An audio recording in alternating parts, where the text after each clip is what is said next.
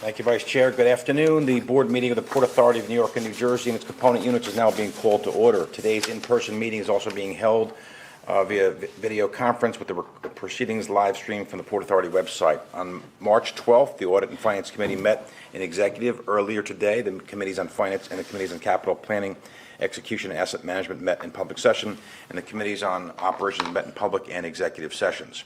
The Commissioners also met in executive earlier today to discuss matters involving external or internal investigations or audits, matters related to security or public safety, matters related to the purchase, sale, or lease of real property where disclosure would affect the value thereof or the public interest, matters related to personnel proceedings, and matters involving ongoing negotiations or reviews of contracts or proposals.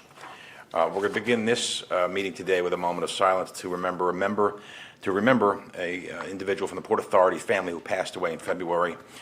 We lost Joseph Landreas, an assistant resident engineer in the engineering department who had worked 26 years of service.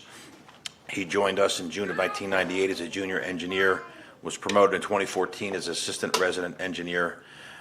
He was an assistant resident engineer for years. He was responsible for working on both capital construction projects and tenant alterations regarding many of our projects, including the Midtown Bus Terminal. Joseph will be remembered by his colleagues as being incredibly hardworking, incredibly diligent, and is always striving to get the job done right. Can we stand for a moment of silence for Joseph, please?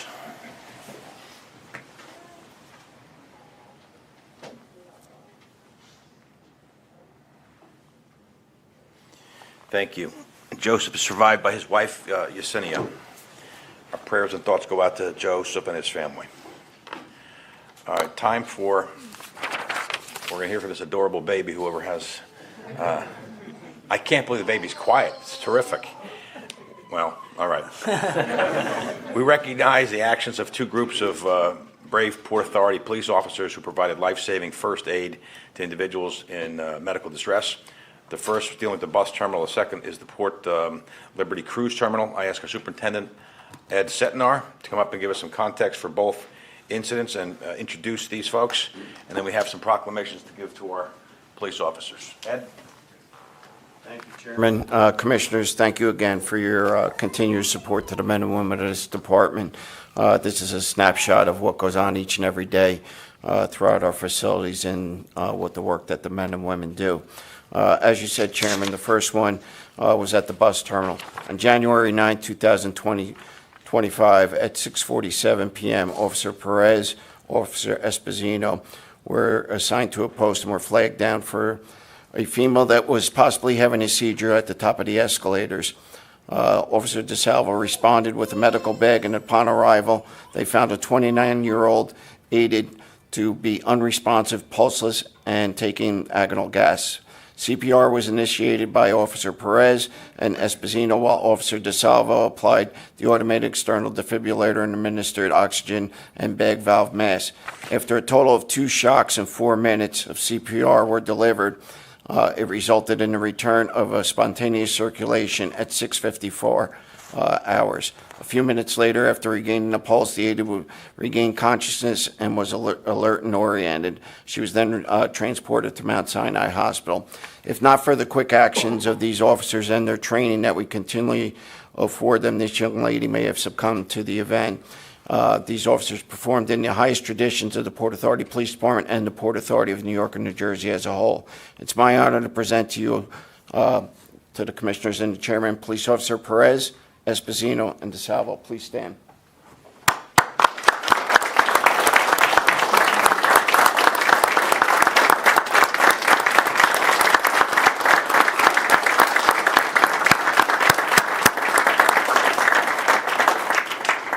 Sorry, I failed to mention there's many family members here that have joined them to celebrate this heroic action. Who's got the charming child over there? I'm not sure which one. All right, there you go. So, Superintendent, after we recognize the 5 collectively, we're going to have the 5 come up, and I want all the commissioners to come greet them with you and Greg Erie, and we'll give the appropriate citation. Thank you, sir. I'll brief you on the second one, Commissioners. Police Officer Tempo and Police Officer LeBron. On January 27th at approximately 11:05 hours, they were flagged down at the Bayonne Cruise Terminal security for a 77-year-old unresponsive male. Upon arrival, Mr. Carl Henry Van Tobel was lying on the ground receiving CPR by his wife and a witness, John Muller. At 11:07 hours, Police Officer Aban applied the AED and administered the first shock.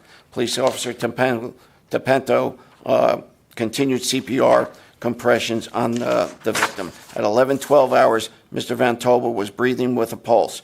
Emergency medical units responded to the scene at 11:20 hours. They transported him to Bayonne Medical Center. I'm proud to announce that once he got there at 11:45, Mr. Van Tobel was responsive and communicating with the hospital staff.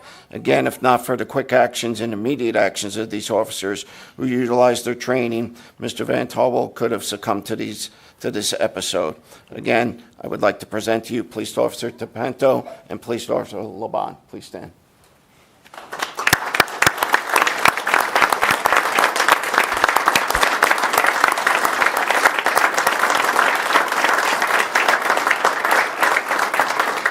I ask that the commissioners and our superintendent and Greg Erie come join, the 5 officers come join us, and we have proclamations to present.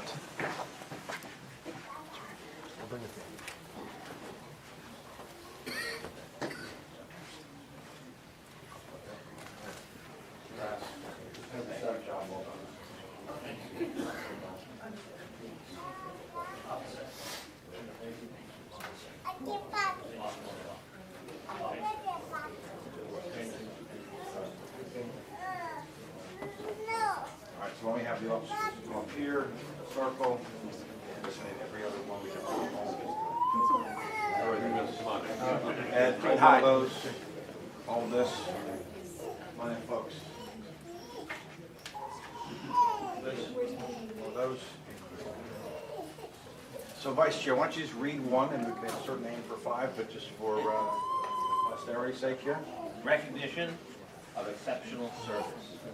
In recognition of exceptional service performed on January 27, 2025, in providing life-saving first aid to an unconscious individual in medical distress at the Port Liberty Cruise Terminal.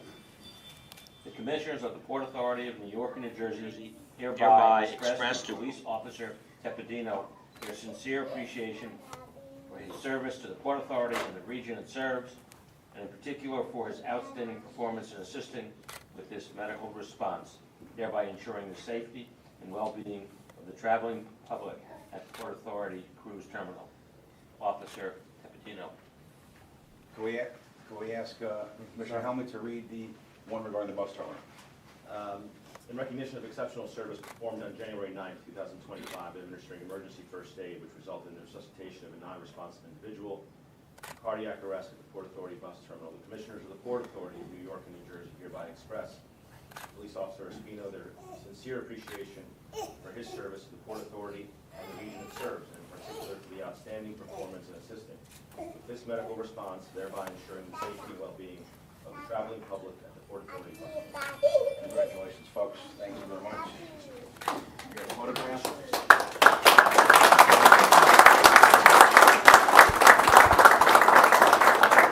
Everyone right here? 3, 2, 1. Commissioner Fine and okay, you want to give out your proclamations? The name will be good. Who are we at there? Officer Perez. Officer Perez. Thanks. Commissioner Fine? Officer Catlins. Superintendent, who's last? Officer DeSalvo. Congratulations. Again, round of applause. Thank you.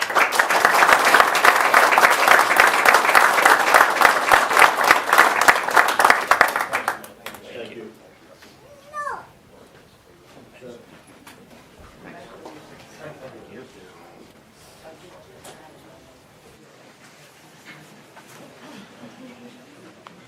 Don't feel compelled to stay for the whole meeting, gentlemen. I mean, you can. I briefed them already. You did?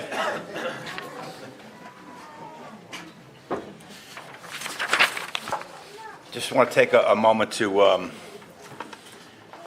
our executive director is here in spirit and also in voice. He is home recovering, just a little sick, but he's been active all morning. And I just want to salute Rick for a lot of things, but he last month received a special award, the Felix Rohatyn Award from the Citizens Budget Commission, which it really is given to an individual who exemplifies extraordinary public service and commitment to New York's sound fiscal management.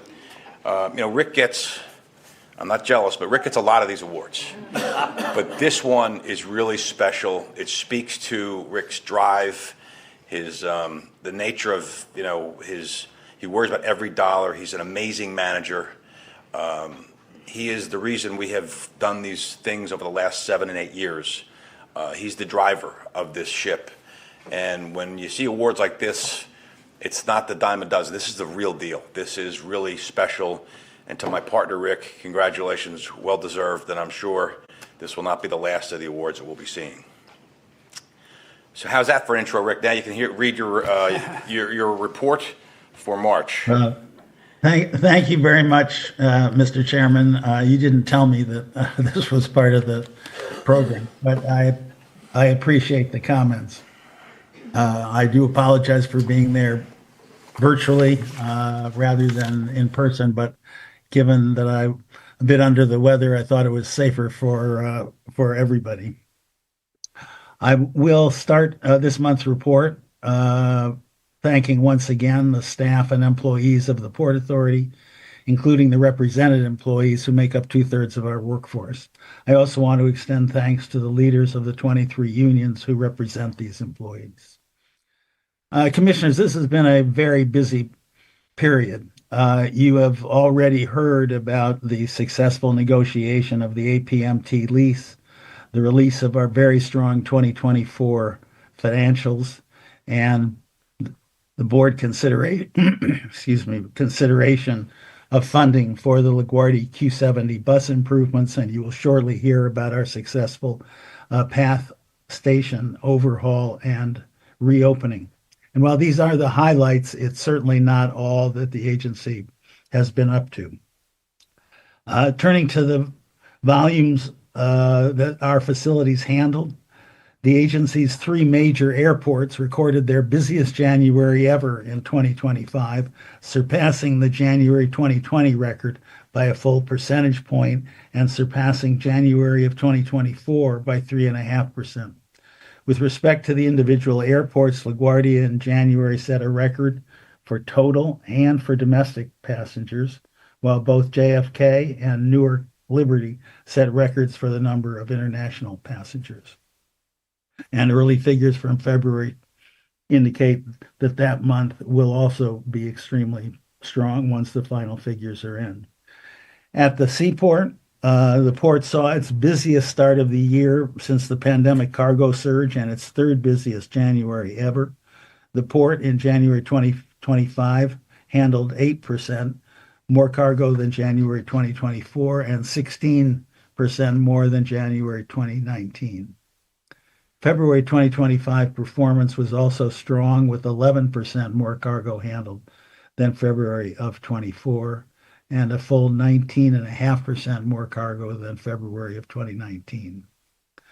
At the bridges and tunnels, traffic in January 2025 was down by 0.6% from January 2024. Traffic in February 2025 was in absolute terms down 6.4% from February 2024. Comparisons, however, are difficult until we have more data over a longer period of time. February 2024 had an extra day due to the fact that 2024 was a leap year.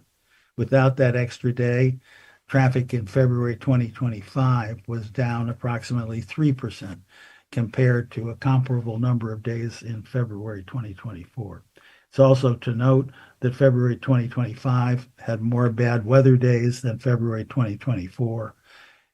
Bad weather generally reduces traffic.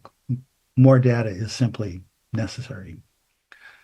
The PATH system continued to see growth during February of 2025, but remained at roughly 70 to 75% of pre-pandemic ridership.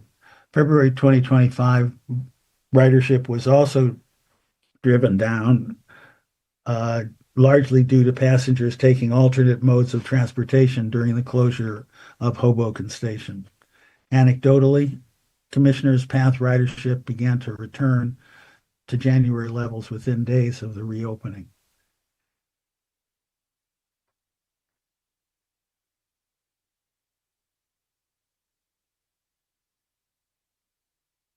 Turning now to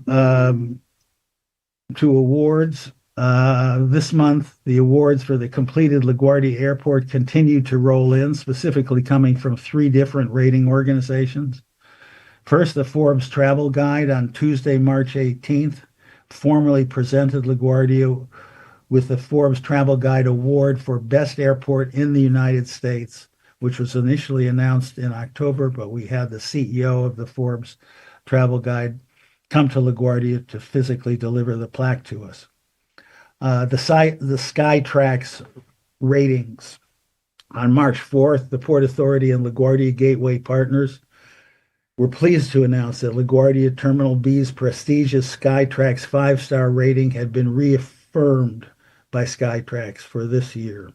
Terminal B at LaGuardia and Terminal A at Newark Liberty remain 2 of only 3 airports in the United States to have terminals with this stellar rating. Turning now to the Airport Service Quality Survey.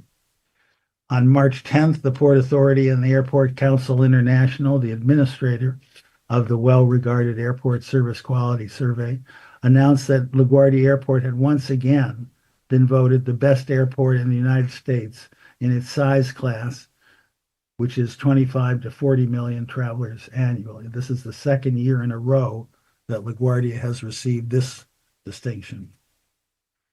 A very heartwarming celebration occurred this past Tuesday, March 25th, at Newark Liberty Terminal A. The Port Authority announced the opening of a second sensory room at Newark Liberty Terminal A. This room, which is a 1,400 square foot room post-security, adds to the pre-security sensory room at Newark Liberty that opened in December 2023. These 2 rooms together will provide a best-in-class customer experience for neurodivergent travelers. Both sensory rooms at Newark Airport were developed in consultation with the Anderson Center for Autism, which also trained airport staff on best practices for engaging and supporting neurodivergent travelers and their families. We thank the Anderson Center for their continued partnership.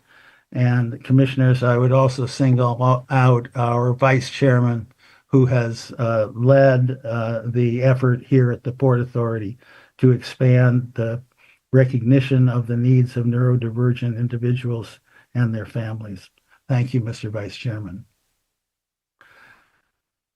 Finally, at JetBlue Terminal 5 at Kennedy, we were able to announce earlier this month that the Port Authority, JetBlue, and Fraport USA announced a major commercial refresh to JFK Terminal 5, which will include more than 40 new concessions and feature iconic local concessionaires.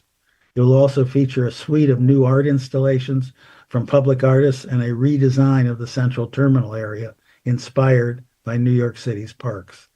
The combination of the concessions and art refresh demonstrate the shared commitment of JetBlue and the Port Authority to adopt a customer-centric, locally inspired, world-class standard.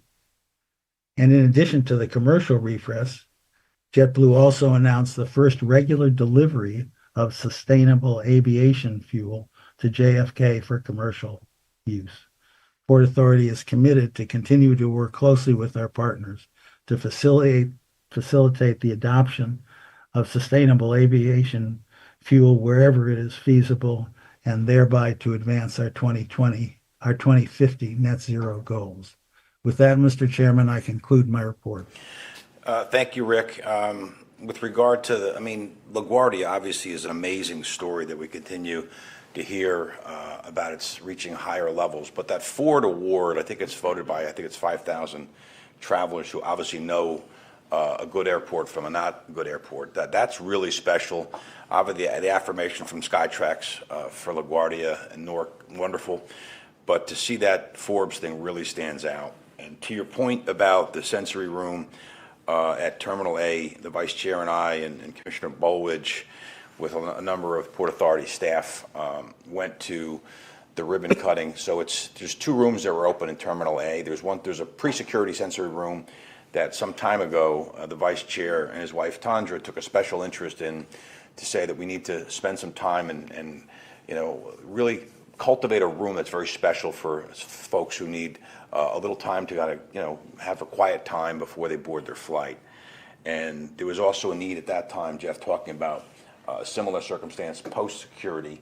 The Port Authority staff has located 2 very special rooms. As you go past the TSA, on the left-hand side, there's a large, I think it's a 1,400 square foot room. It's a meditation room. And as we were going right before the ribbon cutting, there was 3 men that they were praying on the open floor before the meditation room was open, and they were doing their daily prayers. And I was just saying to some of the staff, like, it's amazing that we as a society have not allowed enough of this, the meditation room or religious spots for folks to have an observation. So when you go to that meditation room, you saw it, Jeff. It's just an amazing place for folks of all walks, whether you want to have a quiet moment, or meditate, or whether you're of any religion, just go and have a moment to yourself. And I think those are the basic necessities we need to kind of provide for our travelers who come from all over the world. And when you go to the right of the TSA, you see this 1,400 square foot room. It's more than a room. It is just amazing. It is, you walk in and you see in the back, there's screens with underwater, there's a bunch of fish, and there's a quietness, and there's a nice little air to it. And it just has this sense that when, whether it's Dylan or somebody like Dylan, and that's kind of the impetus that, it was Jeff's daughter who kind of educated me as to some of the special things we need to do to help those who need a little extra moment or a little just space. And what they did, our staff did, they created a little room to the side for the folks who have not been on a plane before, and it's an exact measurement of going actually into the airplane, and it has 3 rows of seats. So the folks who are either upset or anxious, they will sit in a seat, they will see the jump seat, they'll see the lights, they'll see the noise, and they get themselves acclimated before they actually get into the airplane, which I'm told by folks at Anderson reduces their level of anxiety. Like, those are the things you do at the Port Authority that make a real difference, really special things. And I also said at that time, we had a 39-year-old woman that day in Newark who had muscular dystrophy, severe, in a wheelchair, very difficult, and traveling for the first time in 10 years, and had many, many bags of medical devices. And it was really difficult because you have a lithium battery and all kinds of mobility issues.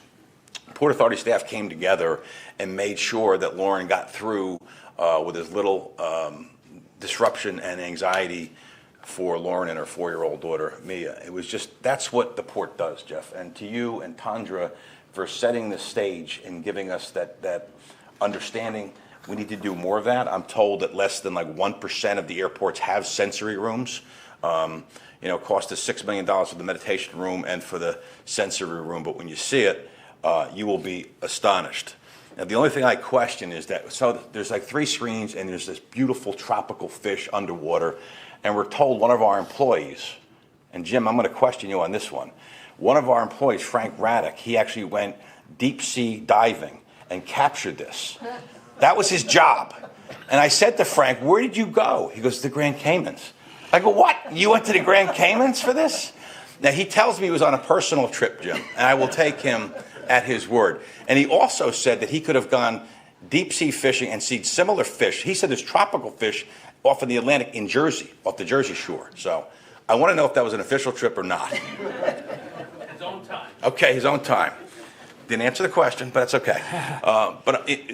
Jeff, thank you to you and Tandra for making that effort. It makes it special, and we need to have all of our airports need to have those pre-security and post-security sensory rooms. Now, if you want to address that. I just want to thank all the team, all the family of the Port Authority who have stood up and raised their hands over the past several years to make sure that neurodivergent individuals can travel at our airports with a certain amount of care and opportunity. So thank you, Mr. Chairman, and all my colleagues. Job well done by Port Authority Aviation. Great job. Next order of business, we're going to, our Director of Path Rail Services, Clarel DeGraff, will discuss the successful reopening of the Path Hoboken Station following an extensive construction work over the 25 a day. She'll also be showing a short video in a moment to the extent the construction and recognizing key staff members who dedicated their time, their professionalism. It's unparalleled. But Clarel, I got to tell you, so last night I had the fortune of taking my son, who turned 28, with his girlfriend Meryl, my wife, and my daughter Ryan Marie, and her husband Kaysan to dinner. And we're talking about what are we doing and the next day. So they're all talking about their activity. And I said, well, you know, Thursday, Yankee opening day. I said, number one. Two, I said, we're going to Port Authority meeting. And my daughter, who didn't really care, she goes, well, what are you going to talk about? I said, I talk about Hoboken. I swear to you, I say about Hoboken at the dinner table. So after 5 minutes of telling my daughter, because I received a briefing from Rizwan as to all the activity that went on, I went on for 5 minutes about all these amazing things at Hoboken. My 25-year-old daughter, who I love to death, said to me, Dad, I think you have a mental disorder. I swear to God. And she have a special room. She says that too. She says that to me. And my daughter works for me at the law firm, and once a week she'll come to me because she thinks I got hyper focused on things, which is probably true. So on home that night, I said to my wife, I go, did you hear what Ryan said? I go, what do you think? She goes, do you really want me to answer that question? But I do get hyper focused on stuff like this. Like you get so excited about, and let me just tell you, when the Port Authority does so many great things all the time. And when this Hoboken thing came about a few months ago, we said, we're going to close Hoboken for 25 days. And I said, are you insane? Like, no, like we're having more problems just trying to navigate with people coming back. It's going to be crazy. But then Clarel came to us with a plan, which we're going to talk about. And we said, look, here's the thing. If we're going to do it, let's do it right. We have to make the changes as opposed to having these take a weekend every weekend for a year. Let's bite the bullet, go 25 days, and just get this thing done right. And we've got everyone together, and the communications has been amazing, the planning amazing. Rick and I and a bunch of staff have gone pre-planning during this operation and after. And we have a video, a time-lapse video. You have to see it to really appreciate the beauty, the hard work, the majesty of this entire project. So do we have that video queued up, by the way? Let's.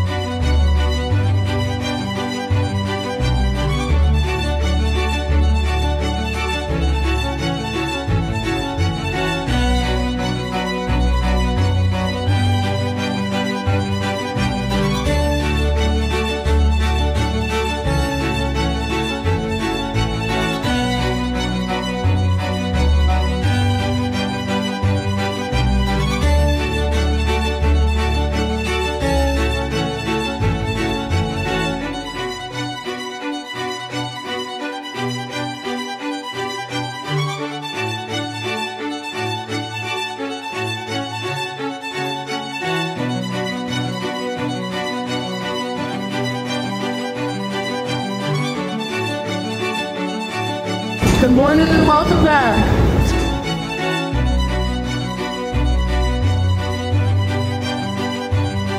That's the magic of the Port Authority. So, for context, I mean, they talked about literally for the whole book, the finishes alone, 12,000 square feet of new flooring, okay? You had 100 pallets of material, 10 tractor loads, 1,800 linear feet of platform, 350 LED lights. You know, you talk about, you know, there's 12 different trades that were working there. We replaced 1 million BTU heaters that were being used to heat. The contractors were there 24/7 for 25 days. The switching stations, you talk about the 7,200 linear feet that needed to be replaced. 1,500 feet of tracks, tiles were replaced. Like 24 football fields, the equivalent of. If you saw it, you'd just be so impressed. Just getting the material there, just ripping it out is extraordinary. So, Clara, before you give your thing, just can you point out from your end, and I want Riz, you get up here to point out the folks in engineering and Path in particular, who were the anchors of held this whole program together. If we can just recognize them for a moment before, Clara, you give your official presentation. Absolutely, Chairman. So this, as you were saying before, this is Port Authority at its best. So it was Path together with engineering, but also communications, our communication.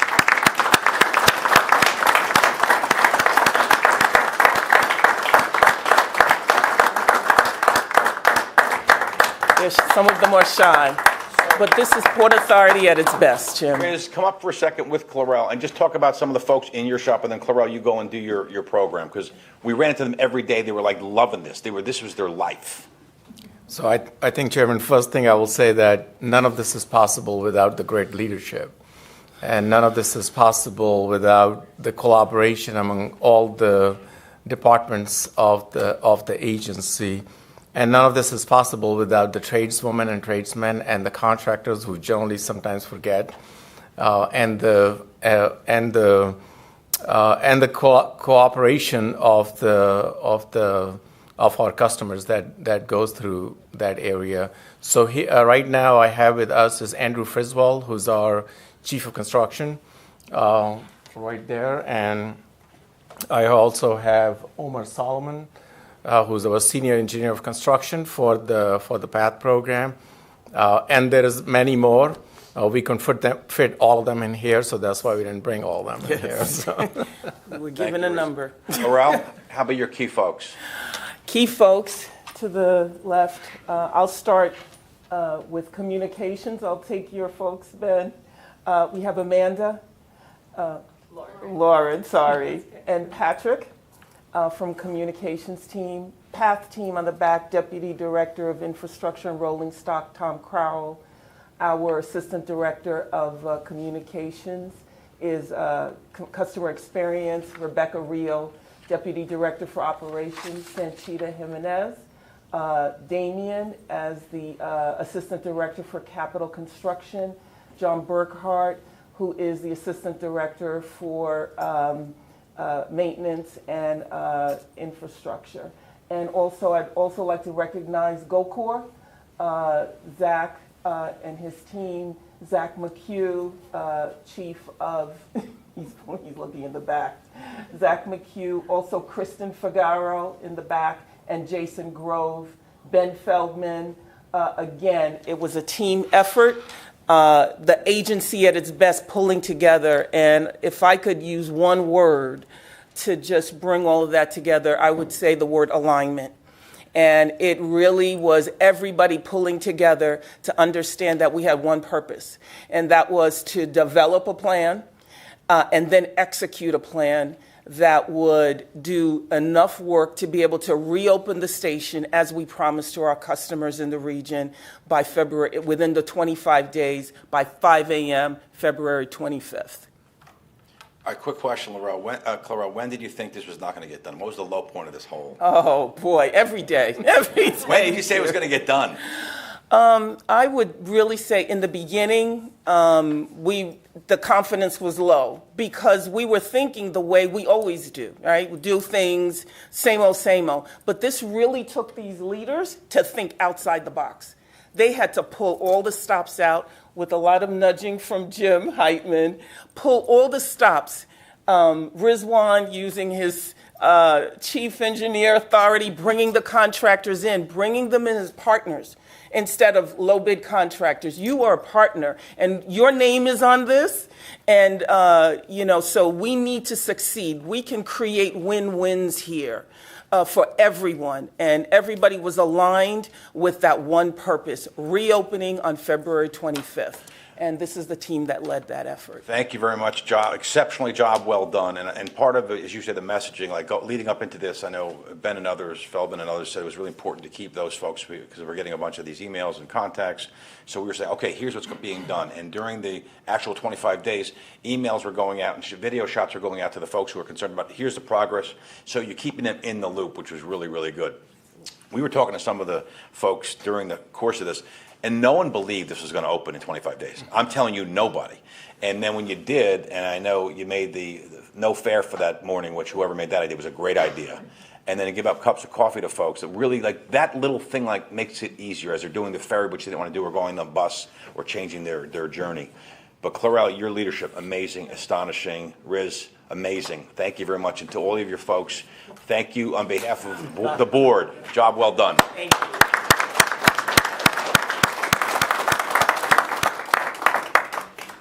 Anybody want to add anything?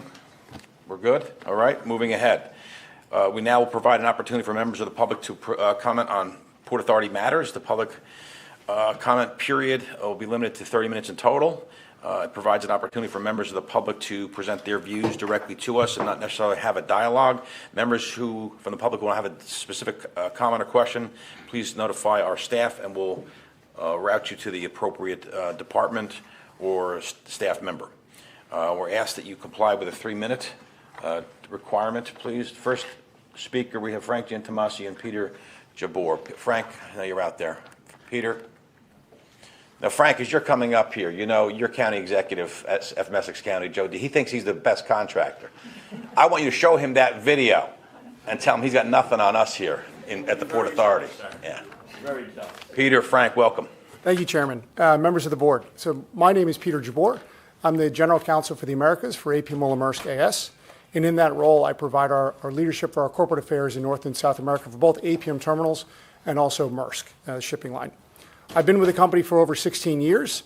That tenure, though, exceeded by the fact that I've been a lifelong New Jersey resident and lived in Hoboken the last 16 years. So I have a dual perspective on this transaction that you were briefed today. As you heard from Director Rooney and Chief Development Officer Utter, Maersk started a family business in 1904 by Arnold Peter Moller, APM, and then he passed on the business to his son, Maersk McKinney Moller. The company has a unique and long-standing relationship with the U.S. During World War II, APM sent his son, Maersk, to run the company from New York. And during that time, we lost over half the fleet in support of the U.S. military at that time. Since then, the company's had a strong connection both to the New York, New Jersey area, and today we actually are the largest fleet of U.S. merchant marines sailing in international waters. Our first vessel call, as Director Rooney pointed out, was to New York in 1915. Our first dedicated container terminal port in New York, New Jersey was 1975. At that point, no one could have predicted how containerization really impacted global trade in this market. Today, we handle over 25% of the container traffic in the Port of New York, New Jersey. We've consistently invested in our infrastructure and equipment over the many years. This extension will enable us ahead of time to significantly increase our capacity, our efficiency for their customers, and the global supply chain that's really anchored in New York, New Jersey. And we will do this without operational disruption to the port, which is critical as we talk about those growth numbers. We'll optimize the terminal layout, renew and electrify our container handling equipment for decarbonization, and raise critical infrastructure for climate resilience. We will future-proof the container berths, install shore power for vessel operations, and provide a healthier and cleaner environment for employees and millions of people surrounding areas. We will do this with the women and men of the International Longshoremen Association. I'd like to take the opportunity to recognize the work of a few individuals on the port side. Derek Utter, Beth Rooney, Amy Fisher, Mike Baza, and the many other Port Authority professionals that put in hundreds, if not thousands, of hours of work into securing this landmark agreement. They took a constructive approach to solving problems and finding solutions. And this deal would not have happened without their support. I've been involved in concession negotiations and amendments in Europe, in South America, in North America, and Africa. And I can truly say that this was one of the most professional and skilled approaches. We've been at this since August of 2023 to really secure this deal and build a better and bigger, really, operation for the port. So in closing, I want to thank the board for your consideration of this agreement. Again, I have the benefit of being not only a marine terminal professional, but also a resident of New York, New Jersey, and I am very happy for this deal because as a corporate representative, but also as a citizen and a taxpayer, this is a true win-win deal that really sets the bar at a whole new level. So I'd like to thank you for your consideration. A partner through all of this was Frank John Tomasi of Chiesa, who wants to also say a few words. Thank you, Frank. Thank you, Commissioners. First, let me thank Peter Jabor and Maersk for giving us the opportunity, CSG Law, to participate in this venture. You should all know that I share a distinct view of the port because I'm born and raised in the ironbound section of Newark, 45 years practicing a lawyer in the state of New Jersey, and my cousin was the business agent for the ILA with the first contract between the ILA and the Port Authority back in the 40s. So I have a unique view. And I will tell you that this has been a project, a legal project of incredible magnitude, both on the dollar side and on the lawyering side.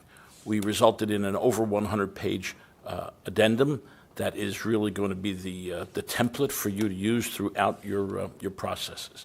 What Peter and I thought I would speak on for just a brief moment is the view from the other side of the table.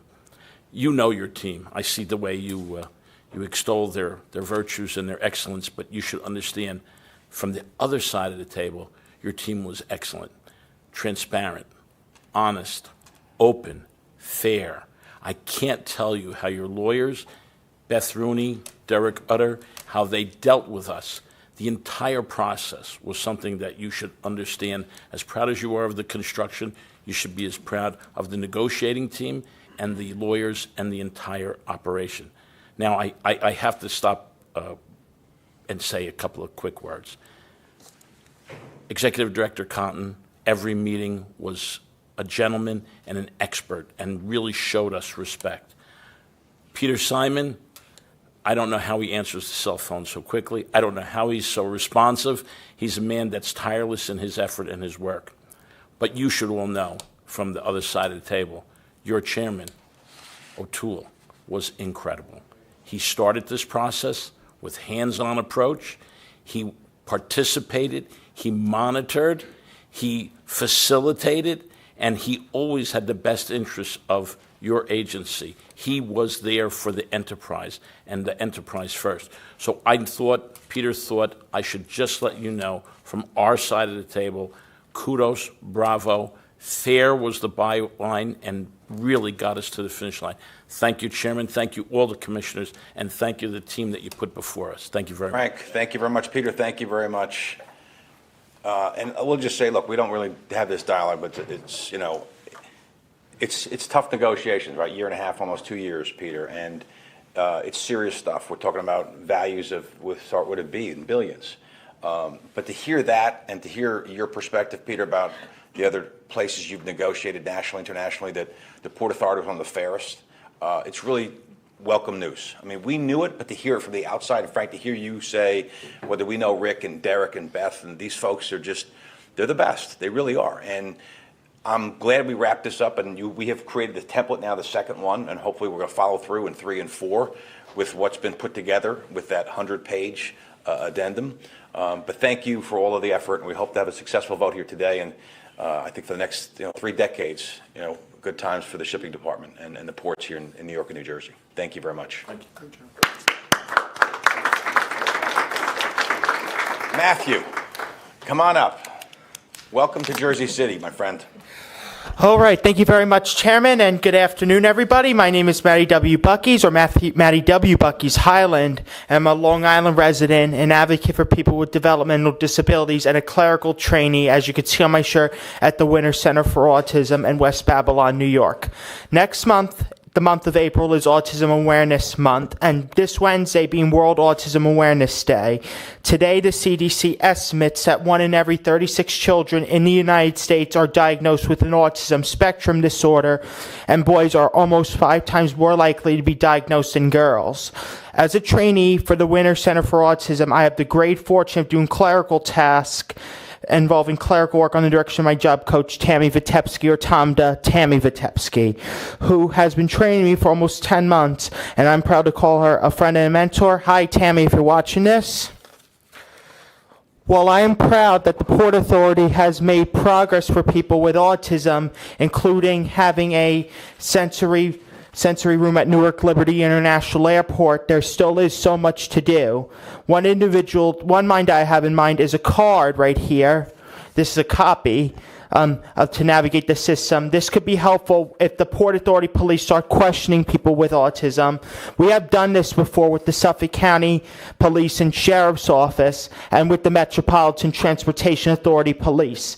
It has been useful when the police question individuals with autism. This is from the Suffolk County Sheriff's Office. I'll give you guys a copy if you want. And for individuals with autism. I hope that someday that the Port Authority Police will create cards to make the experience for people with autism a little less stressful and a little more smoother. To close, I would like to thank Chairman Kevin J. O'Toole, Vice Chairman Jeffrey H. Linford, Commissioners Bolwage, Eve, Fine, Fisher, Helmy, Kelly, LaBarbera, McCabe, Richardson, and Rosado. And of course to Executive Director Rick Cotton. A special thanks also goes to Governor Hochul of New York and Governor Murphy of New Jersey for their part in helping the autism community. Together and united, you can make a difference. I ask everybody this Wednesday to please wear blue for World Autism Awareness Day. And lastly, on behalf of the millions around the world who are dealing with autism, we would like to thank the Port Authority for giving us a chance where we are accepted and understood for who we are. Thank you. May God bless you. And may God bless the people around the world, people with autism. I turn back over to Chairman Kevin J. O'Toole. I hope I can shake all of your hands, everybody. Thank you. Matthew, come on up and shake everyone's hand. Come on up.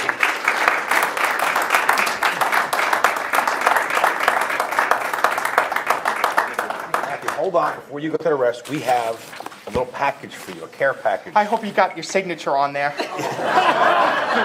Wait a minute. The only thing, there's a bunch of cool stuff, some Port PD, but there's a glass in here as well, so be careful, but there's some cool stuff there. Thank you. As a all right? police science student, I would do that. Thank you. All right, thank you. Thank you very much. Thank you, Matthew.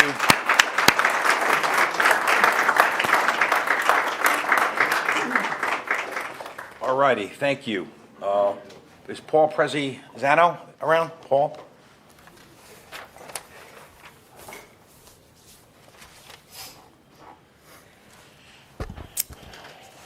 Good afternoon, Commissioners. This is unplanned. I didn't realize there'd be a presentation from the PATH today on their reopening. So this was not planned or planted, let's put it that way.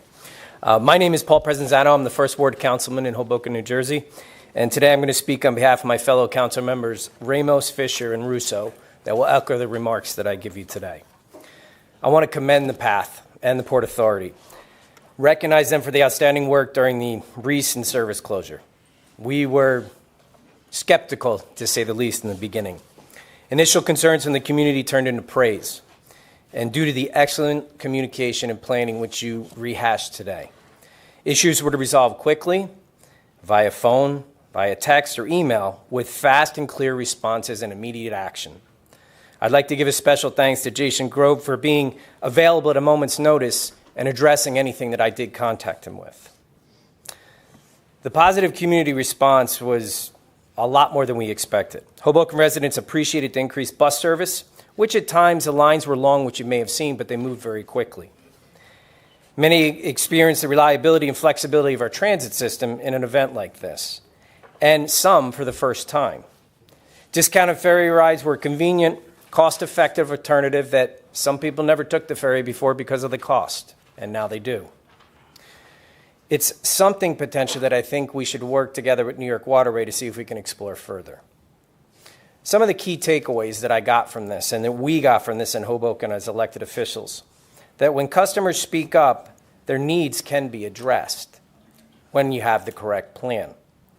Transit problems are solvable which you proved, closing a major transportation hub and getting everything done. But it involves attention and creativity, which you acknowledged with an earlier speaker. Now, I'd like to call some things a call to action. The success of the plan shows we can achieve more.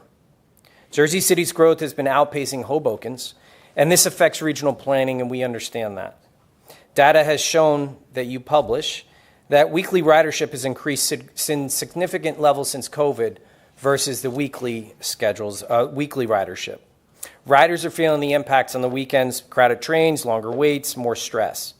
So what can we do? Questions for the future. Can we bring back discounted ferry service? Can we pilot a bold new transit solution? Can we work with New Jersey Transit to work on a harmony with the PATHS plan? And what type of feedback with us as electeds can help you get to a better solution? In closing, when transit works well, people use it. Let's build on this momentum of what we've shown in an event that we just had. Thank you again for turning a difficult situation into a positive outcome. Thank you, Councilman. Douglas Freeman.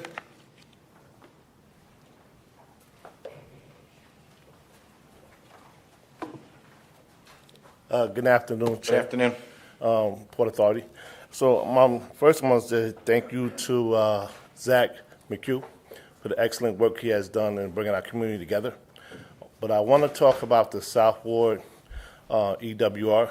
It's an excellent project, but we have some concerns when you talk about the port. In our area, there's an impact. Because of Elizabeth building the warehouses, we're going to have an influx of trucks that's coming down Freelines Avenue. So when we go to the access point, how are we working on safety from the trucks that's going to be coming down Freelines Avenue? The other point I want to talk about is the green acres and also the green space with recreation. When the youth programs that's in Essex County in the particular areas, we spend about $25,000 to $26,000 just to go to another state. And that means we're taking our money from out of New Jersey, out of Essex County, and out of this particular area, and we're going to another state and dealing with their hotels. I just want to, I know that this is not something that the Port Authority deals with, but when we look at the NJEDA and we have these different conversations, you know, sometimes there's people from our particular area, they represent themselves. They don't represent the environmentals that you speak of, and we don't get the information, right? So when we look at what do we want indoor space. When you look at Weekway Park, you look at the golf course, and you look at all the things that we have done with NFL Flag and NBA Juniors and all these different organizations that are now in Essex County. We're doing over 200 and something thousand people just in Weekway Park. But now we need to really focus on indoor activities. Why? Because that's going to bring revenue that's going to come into our particular area. When you look at the spaces that are parking lots, we could go up with indoor spaces with recreation. You know, when you look at northern New Jersey, you look at southern New Jersey, they also are asking, where can we do these different tennis sports and track and field? You're talking about millions and billions of dollars that you're just missing the opportunity with on the Aerotropolis. You know, these are the things that we need to focus on when we look at the areas in which we need to create jobs. Jobs are not just created with warehouses and trucks.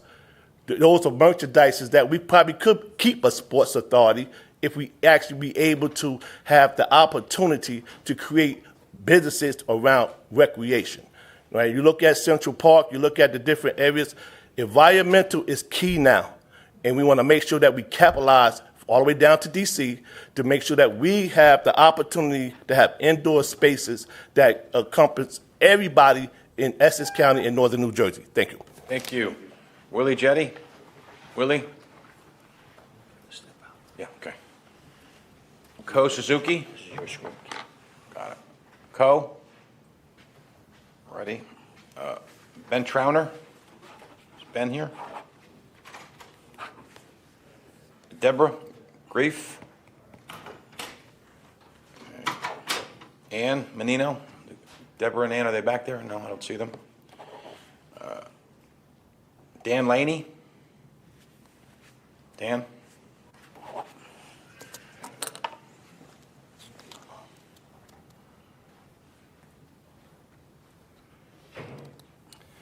Good afternoon. My name is Dan Lane, and I live right up the street from here near the Grove Street Path Station. I volunteer with Hudson County Complete Streets. Thank you, commissioners and staff, for the opportunity to speak before you today. And thank you and congratulations to the Path staff who played a role in the recent renovations in Hoboken. I don't mean at all to rain on your parade here. But that said, I'm here to ask for better Path service, specifically on nights and weekends, where we need more trains and an end to the practice of combining the Journal Square 33rd and Hoboken 33rd lines. Like many people in Hudson County, I rely on the Path. Without it, I would be disconnected from my many connections in New York where I grew up.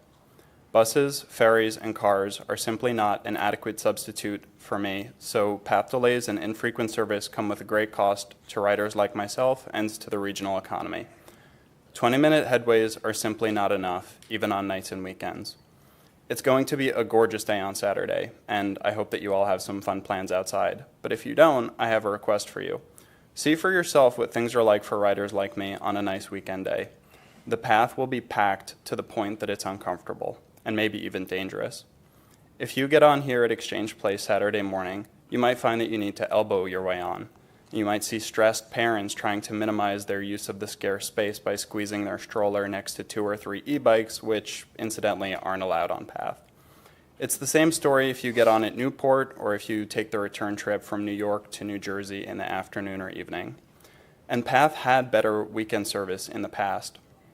According to Path schedules, the travel time from Journal Square to 33rd Street on weekends has gone from 18 minutes in the 1990s to 31 minutes today. Much of the increase is due to the addition of the stop in Hoboken, but not all of it. In 2006, according to Path schedules, a Journal Square Hoboken 33rd Street train took 26 minutes, which is 5 minutes faster than today. This after tower rises in Journal Square and downtown Jersey City. On a weekend in 2006, a train left Newark towards the World Trade Center every 15 minutes for most of the day. Today that's 20 minutes, and the trip has gone from 22 to 25 minutes. If Path could run those service levels in the past, then it can do it again today. Things are supposed to get better, after all, and not worse. It's true that the system is old and requires significant maintenance, and nights and weekends are the natural time to do that. Even so, maintenance-related service disruptions must be thoughtfully mitigated to reduce rider impact. On that note, the Path should undertake more significant capital improvements, like those recently done at Hoboken, to reduce the need for ongoing maintenance. To reiterate, the Path rider base and ridership patterns have changed due to remote work, and service levels must change in tandem. Thank you. Thank you, Dan. We have a video. First of all, any other live speakers, Jim? No, there are no other live speakers. Great. We have a video from Jesse Halpern. Want to play that? My name is Jesse, and I am making these comments in my personal capacity. Like a certain politician's recent press conference at the GW Bridge in protest of congestion pricing, I am mad. Though when I am mad, I am usually on the GW Bridge in a car that is stuck in traffic. Now, I am definitely not a so-called not in my backyard or NIMBY. I don't even have a backyard. I am just here to ask this board to seriously consider what will happen if Path train service is allowed to improve. Sure, first it starts with better transit service, but where does it end? For those of us living in North Jersey, traffic is our heritage, and with God as my witness, it must be protected. Say the Path train decreases headways to every 3 minutes during rush hour and every 5 to 10 minutes on weekends. How will traffic survive? Losing our God-given traffic is a slippery slope. What comes next? Quieter neighborhoods? If my neighborhood is quieter at night, what am I supposed to get angry about? First comes transit, and then comes denser developments with a more robust property tax base. And everyone knows that taxes go to useless things like roads, public schools, and other things that definitely nobody benefits from. And like many politicians, I am not going to let a silly little thing like facts get in the way of my rage. Anyway, what I'm getting at is that so-called better transit is a dangerous slope to a society without traffic. I ask this board to seriously consider the consequences of what improving and expanding the PATH train really means for this region. Thank you. Jim, we have two written statements from Patrick Scolai and Jason Tung. Yes, and they'll be filed with the transcription of today's meeting. In addition, we had another written statement from Rachel Faust from reInvent Albany. And that'll be included? Yes. Okay, any other speakers lined up? There are none. Okay. All righty, that concludes the public portion. Moving ahead, we're now going to proceed with the voting of the items before the board for consideration. Each of the respective committee chairs will provide a brief report prior to each of the matters being considered. As chair of the Committee on Operations, I will now present three items under the committee's purview. First item, which is presented, is in committee earlier today, we authorized a supplement to the existing lease with APM for its continued operation and maintenance of the APM terminal at the Elizabeth Port Authority Marine Terminal for an additional 33 years, consistent with the terms presented by the Chief of Development and Port Director in today's report. Prior to making a motion, do we have any recusals? There are none. Do we have a motion? You have a motion? Second? Roll call, please. Chairman O'Toole? Yes. Vice Chairman Linford? He's a yes. Commissioner Eve? Yes. Commissioner Fine? Yes. Commissioner Fisher? Yes. Commissioner Helmy? Yes. Commissioner Kelly? Yes. Commissioner McCabe? Yes. Commissioner Richardson? Yes. And Commissioner Bolwage has filed his affirmative vote. He's a yes. Correct. Tim, I'm here. I vote yes. Thank you, Commissioner. All the votes are in order. The item's been approved.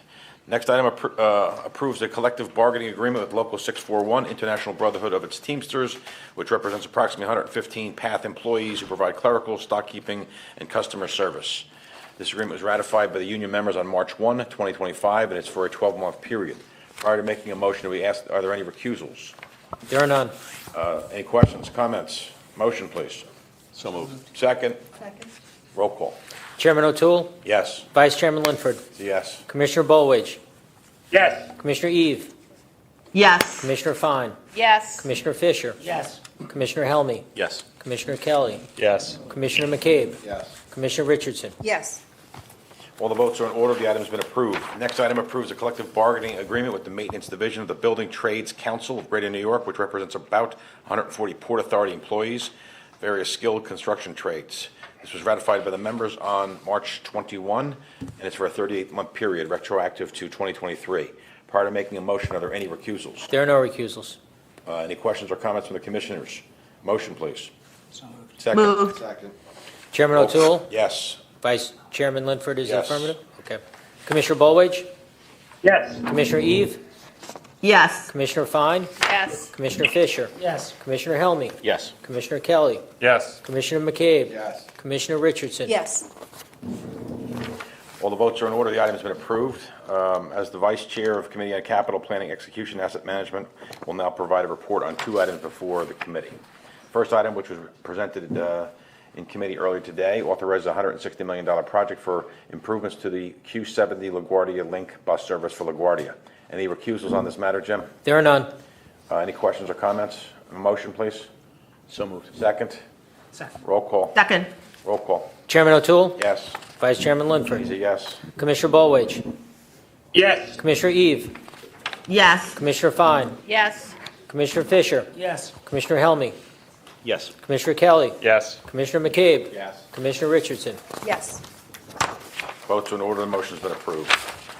Next item is the authorizes $2.5 million for planning work for the future rehabilitation of portions of taxiways A and B at John F. Kennedy International Airport. Do we have any recusals? There are none. Any questions or comments from the commissioners? Motion, please.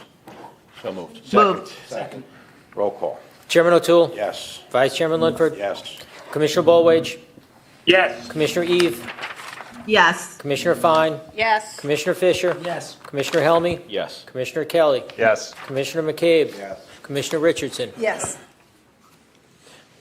Motion's been approved. Items approved, rather. Commissioner McCabe, as chair of the audit committee, will now provide his report. Thank you, Chairman. Pursuant to its authority under the bylaws and its charter, the members of the audit committee have reviewed and approved the Port Authority's financial statements and appended notes for the year ended December 31, 2024.